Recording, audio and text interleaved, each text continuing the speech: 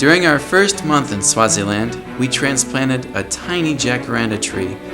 Watching it adjust to its new location became a parallel for our time in Southern Africa.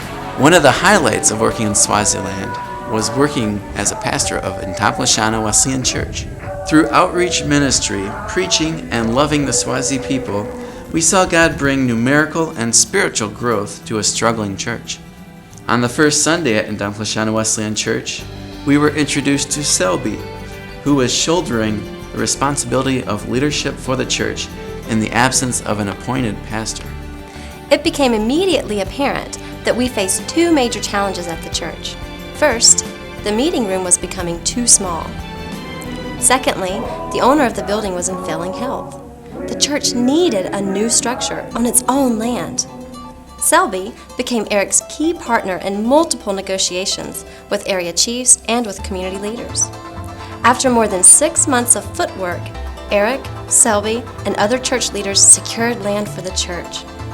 During this time, Eric was able to invest in Selby and encourage him to fully answer God's call to ministry.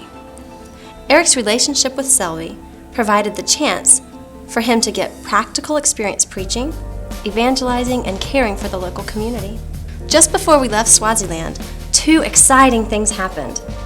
Selby chose to become a full-time student at Emmanuel Wesleyan Bible College in January of 2005. Secondly, Eric, Selby, and other young men were able to give weeks to prepare the soil on our new land for a temporary structure. This gives them the potential to grow beyond the limits of the rented facility. Like our jacaranda tree, this church is reaching new heights in a new location. Swaziland also proved to be good soil for our own spiritual growth.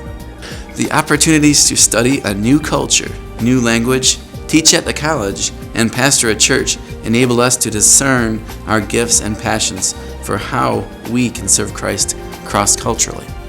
Although it was emotional to say goodbye to Swaziland, we looked forward to being transplanted to a new culture using these skills to serve God's church. Our next term as career missionaries will transplant the Coulter family from Southern Africa to Eastern Europe. We will be like a tree planted by streams of water, which yields its fruit in season.